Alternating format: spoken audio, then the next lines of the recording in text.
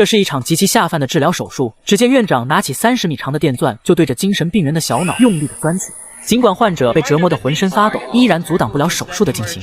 但这还没完，甚至院长还当起了修理工，拿起钢针对准患者的眼球，直接用铁锤敲下。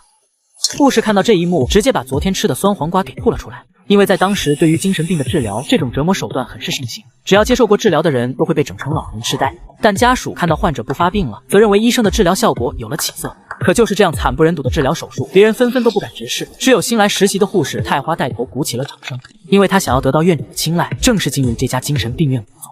原来他的弟弟因为误杀一条人命被送到这家医院关押，但只要被这里判定为精神病患者，就可以逃脱死刑。